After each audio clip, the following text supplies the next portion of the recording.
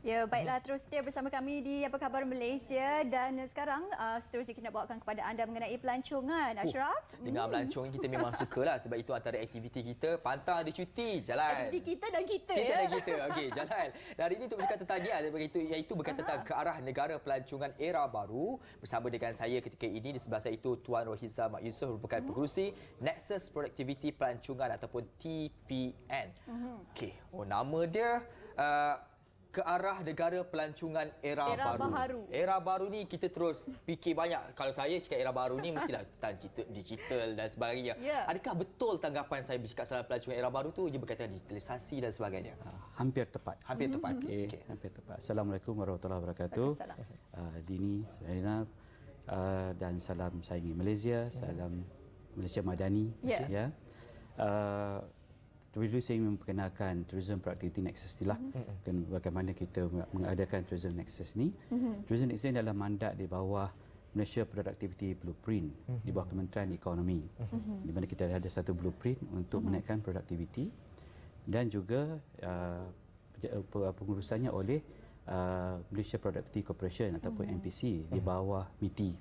Ya, dan kita bekerjasama erat antara Kementerian Pelancongan, MITI, Kementerian Ekonomi dan semua persatuan-persatuan industri, pakar-pakar industri semua untuk menghasilkan, membincang masalah-masalah industri dan bagaimana kita boleh meningkatkan produktiviti industri pelancongan negara. Jadi banyaklah masalah-masalah kita bincangkan, bagaimana kita improve, macam sebagai contoh Tourism Recovery Framework selepas pandemik. Jadi kita pun mengumpulkan pendapat daripada industri bagaimana kita boleh membantu mengembalikan era tourism Malaysia ini. Tapi bila kita kaitkan dengan era baru ini, lain sikit. Ya. So apa yang kita lihat sekarang ialah pelancongan yang biasa. Apabila kita bercakap dengan era baru, ini kata tadi betul, pendigitalan. Pendigitalan ini adalah bila kita melihat daripada social media, online booking, ya, search engine, engine pencarian. Tapi saya akan move sikit lagi ke hadapan, iaitu kita panggil transformasi IR 4.0 sebagai contoh. Industry Revolution 4.0, di mana jauh lagi ni kita, di mana berkaitan dengan realiti maya, artificial intelligence, data raya, banyak lagi benda-benda yang dalam pendigitalan ini ataupun teknologi, fintech, pembayaran online, biometrics, advanced biometrics. Ini yang akan membawa pelancongan ke era baru. Kita kena bersedia sebab negara lain sudah bermula. Ya, jadi kalau kita mengambil masa 5 minit untuk masuk Malaysia, orang ambil 1 minit, orang pergi negara lain, betul, kita akan hilang pelancong-pelancong ke negara kita. Jadi kita perlu lebih cergas, robotics lagi, berkaitan dengan robot dan sebagainya. Selain daripada itu, keprihatinan berkaitan dengan climate change, perubahan iklim, di mana di dunia ini sekarang ni pelancong-pelancong amat prihatin. Jadi kita sendiri kena mengamalkan pelancongan mampan ataupun lestari, atau we call it sustainable tourism, di mana masih baru untuk kita, tetapi ini adalah benda yang amat penting untuk kita amalkan, pelancongan mampan dan sebagainya. Dan jika kita menghadapi ataupun kehadapan lagi, di mana dipanggil Society 4.0, Society 4.0 dan Smart Tourism. Ini benda-benda yang sebenarnya dah berlaku lama, tetapi disebabkan pandemik, benda ini telah kadar peningkatan dia semakin cepat. Sebab semua negara rasa inilah cara untuk memulakan semula industri pelancongan. Jadi sama-samalah kita kena menarujui era baru ini dengan memahami. Dan selain daripada itu, generasi-generasi muda sekarang ini dengan gig economy ini pula, juga melibatkan dalam era baru. Sebabnya mereka bekerja pada masa yang mereka nak, mereka juga nak bercuti pada masa mereka nak bercuti. Jadi industri pelancongan ini amat luas sebenarnya kepada semua. Sangat besar, tetapi bagaimana kita nak masuk ke dalam ini dan mengikuti seiring dengannya. Kalau kita nak bercerita perkara ini, saya lihat bagaimana industri ataupun pelancongan era baru ni, sebab kita ni suka berjalan kan. Jadi saya tengoklah beberapa kawasan-kawasan berdua. Kalau sebagai contoh di Asia, kalau kita bercakap soal teknologi berkaitan tentang kecantikan, Korea adalah antara pelopornya kehebatan Ya. mereka dalam bidang tersebut. Singapura pun tidak lari kerana mereka kehebatan dalam bentuk bangunan yang nampak begitu moden dan sebagainya, yang digunakan dengan teknologi dan sebagainya. Begitu Ya. juga kalau di Eropah, penggunaan secara cashless sangat meluas dilakukan. Tetapi di Malaysia ini pula kita masih lagi tidak nampak ke arah pendigitalan yang bila bercakap pasal pelancongan digital ataupun pelancongan era baru, kita boleh letakkan, oh Malaysia ada perkara ini. Bagaimana pandangan daripada Tuan sendiri melihat perkara ini? Sebenarnya kita dah juga bermula, kita dah ada semua ini. Cuma kita tidak menerapkan nilai ini di dalam masyarakat kita. Sebenarnya masyarakat kita ambil mudah. Ya. Ya. Tanpa memahami bahawa Malaysia ini setanding dengan negara-negara luar. Ya. Ya. Sebagai contoh, kita ada 5 star, 6 star resort. Itu jawapan yang pertama. Maknanya Ya. kita dah ada. Kita ada Legoland, kita ada Sunway Lagoon, kita ada daripada infrastruktur yang besar hingga kepada perkampungan yang kecil untuk dilawati. Ya. Tetapi adakah kita memahami dalam industri pelancongan ini adalah dia benefit for all. It's tourism for all. Ya.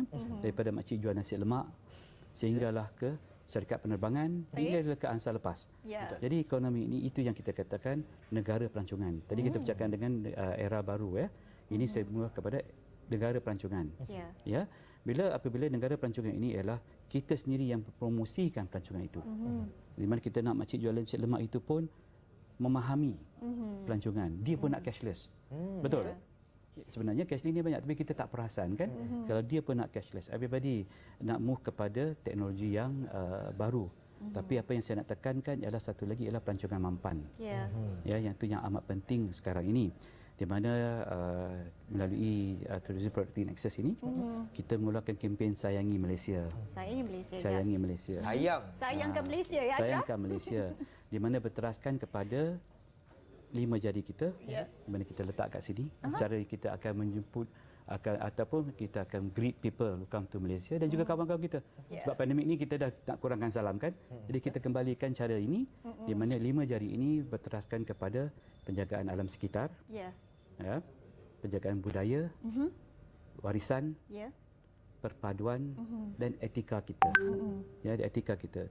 Sebab apabila negara pelancongan, kalau kita pergi dengan negara itu kan sawadikap, Ya. Betul? lembut. Sentiasa. Ya. Jadi bagaimana kita boleh amalkan ini kepada semua masyarakat kita. Dengan kempen Sayangi Malaysia ini kita harap semua akan kita jumpa nanti, kita berbagi ni, okey, Assalamualaikum, apa khabar kan, about that. Dan selain daripada itu berteraskan kepada saya panggil ABCDE lah. Ya. Awareness, okey, makna dia best practices, komitmen kita, okey, diversity kita ada banyak produk-produk yang kita boleh amalkan dan Ya. education. Di mana ABCD ini agar komitmen kita untuk kita sahaja, bukan kita sahaja, keluarga kita, masyarakat kita dan juga pelancong. Kalau kita tengok kadang-kadang Jepun ya, kita respect walaupun dia macam-macam produk pelancongan. Tapi yang kita respect ni bila dia kutip sampah.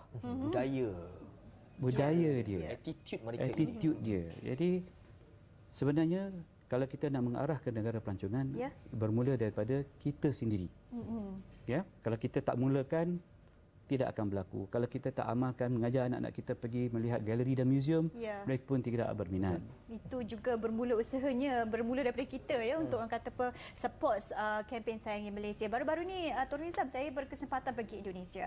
Jadi di sana saya lihat banyak orang kata apa kempen-kempen sama di media, billboard dan sebagainya berkenaan tentang untuk promosikan pelancongan mereka.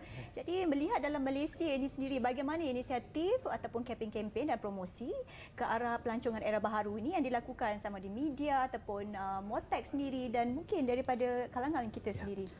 Kempen Sayangi Malaysia ini adalah satu kempen yang saya rasa kalau kita terlalu banyak kempen, confuse lah juga, betul. Ya, ya. Jadi bila kita ilhamkan Sayangi Malaysia ini, kita panggil semua pihak industri, persatuan bersama Tourism Nexus ini kita ada bila kata semua agensi kerajaan yang terlibat dalam pelancongan, bukan hanya Motek, bukan hanya MITI, kita juga ada KETSA dan sebagainya dulu ya. Bila kita duduk bincang bagaimana kita nak menerapkan nilai-nilai pelancongan kepada penduduk kita. Itu yang pertama, sebab bila kita buat kempen, tapi kalau orang datang pun kita tak bersedia, kita pula spoil the market. People dah tak ada respect ya. Jadi bagi contoh, sekiranya kita mau pelancong Cina datang ke Malaysia, kita perlu bersedia menerima, kita perlu bersedia kalau ada apa-apa masalah, kita perlu berikan khidmat yang terbaik, Ya. hospital yang terbaik dan sebagainya. Jadi apabila kita begitu, kempen Sayangi Malaysia ini kita fikir yang termudah. Kita pergi ke kampung orang asli pun kita boleh mengajar. Menarik. Ya. Jadi kita akan ajar orang asli bagaimana recycle, upcycle, ya, buatkan craft. Logo ini percuma. Jadi semua orang boleh buat sendiri, semua orang boleh guna, nak jual craft ke, nak buat apa pun. It's a campaign by industry, nobody own it. Ya, jadi pertama, selain pada itu, Kementerian Pelancongan dan Tourism Malaysia juga banyak promosi baru ini. Tourism Malaysia ada melakukan kempen inilah masanya cuti-cuti Malaysia. Dengan Tok Ashraf. Jangan pergi luar negara. Pantang 7 minggu jalan. Kita minggu kita berjalan tourism. Kita bekerja untuk bercuti. Betul. Betul. Kita bercuti untuk kesihatan, untuk less our stress. Jadi pelancongan ini, setiap inci dunia ini adalah pelancongan. Ya. Kan? Jadi itulah saya maksudkan, era negara pelancongan ini bermula daripada kita. Saya harap semua orang boleh bantu mempromosikan Sayangi Malaysia ini agar bila orang datang kat Malaysia ni kita dah tahu dah. Dulu kita pernah dengar tak, Malaysia truly Asia. Ya. Ya? Itu sangat sentiasa sampai sekarang. Bila orang datang je truly Asia, truly Asia. Tapi sebab mungkin dah lama, tapi itu mungkin kempen yang masih baik, masih berkesan. Tapi kita tambahkan lagi dengan negara Malaysia Madani. Sayangi Malaysia adalah salah satu daripada sokongan kepada Malaysia Madani. Ya. Okay, tadi disebutkan, saya tertarik ada sebut tadi, kita bekerja nak pergi melancong, kita nak melancong untuk less stress. Tapi tiba-tiba nak melancong less stress lagi. Sebab apa? Sebab tengok harga. Itu dia. Sampai kan kadang-kadang saya melihat di media sosial, masyarakat mesti membanding beza. Harga pelancongan di dalam negara domestik lebih tinggi berbanding kalau kita melancong di luar negara. Dan ini menyebabkan kita sendiri pun dah tak support lah dengan ekopelancongan negara kita. Dalam konteks ini, pandangan daripada Tuan sendiri, keperluan oleh pihak-pihak berwajib khususnya kerajaan untuk meninjau, sebab kita faham juga berlaku kenaikan kos dan sebagainya, untuk melandai dan mengimbangkan supaya pihak pemain industri tidak terlalu terkesan. Dalam masa yang sama, kita selaku individu yang akan menyumbang kepada pemain industri juga tidaklah terasa beban sangat dengan perkara ini. Sama soalan kepada saya hari itu. Kenapa saya pergi Langkawi, pulau tapi ikan lagi mahal daripada sering terjadi betul. Itu, ya. Saya tak nak sebut tapi dah tersebut. Kita biarlah dalam perbincangan pelancongan ini biar kita terbuka. Sebab agar semua penggiat industri ini memahami, bukan kita tidak mahu pergi melancong, tetapi kenapa harga kita mahal. Dan itu pun masalah yang dibawa oleh Tourism Productivity Nexus ini dalam perbincangan, ya, di mana kos-kos makin meningkat. Bila kos-kos makin meningkat, sebenarnya antara yang kos paling tinggi yang kita mungkin tidak memahami, tidak perasan, ialah kos pekerja. Sebab kita kurang pekerja tempatan. Jadi kita masih menggunakan pekerja daripada luar, ya. Jadi salah satu inisiatif kita ialah bagaimana untuk menangani masalah pekerja ini. Okey, kemudian masalah kenaikan minyak, harga makanan dan sebagainya. Dan selain daripada itu, kita don't have a real economy of scale. Dan Indonesia dan Thailand dia penduduk ramai. Jadi production dia tu banyak. Ya.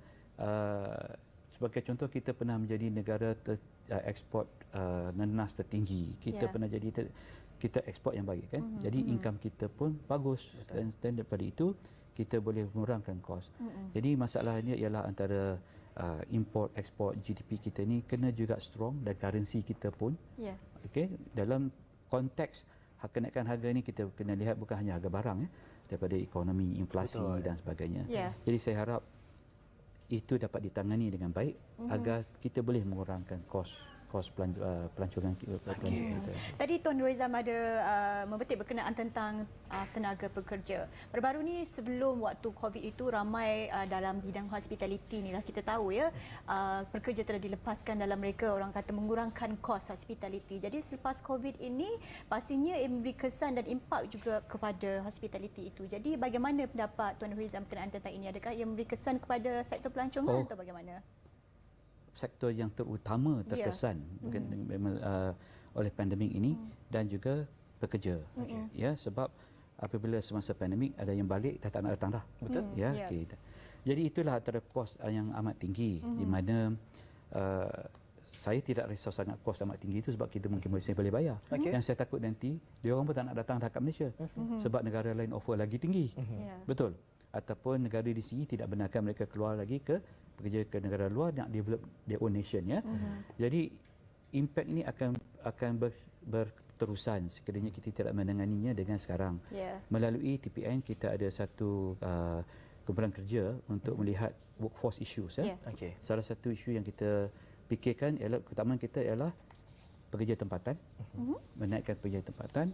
Dan industri pelancongan ini antara yang masalah ialah industri yang paling tinggi risikonya. Dia call it high risk industry. Ya. Bila apa-apa pandemik, kita lah kena dulu dan kita recover yang paling kemudian. Ya. Jadi kalau orang dah keluar dari industri itu nak masuk balik pun berat hati. Betul. Dan Jadi kos sangat besar sebenarnya. ya, jadi kita kena mulakan semula menarik minat pekerja-pekerja muda. Lagi satu cabaran ialah gig ekonomi juga. Ya. Apabila sekiranya saya bawa Grab dan apa tu bawa e-hailing dan sebagainya, income saya lebih tinggi daripada kerja dengan industri pelancongan. Industri pelancongan ingat restoran pun industri pelancongan, Betul. shopping, hotel dan sebagainya. Jadi itu pun perlu ditangani dengan baik sebabnya sekiranya ramai rasanya pergi jadi gig ekonomi lagi bagus ataupun pergi ke e-hailing lagi bagus, maka tak adalah orang nak kerja dalam industri pelancongan. Ya. Aha, Okey. itu. Baik, kita harapkan agar selepas ini industri pelancongan negara khususnya pelancongan era baru ini akan lebih berdaya saing dan dapat perhatian oleh pihak-pihak bertanggungjawab khususnya di bawah kerajaan Malaysia Madani selepas ini. Menteri-menterinya sendiri perlu turun padang bersama-sama untuk melihat apakah situasi yang berlaku di lapangan dan lakukan sesuatu untuk memastikan supaya industri ini akan meningkat. Semula terima kasih banyak-banyak kepada Tuan Rohiza Mak Yusof yang merupakan pengerusi Nexus Productivity Pelancongan.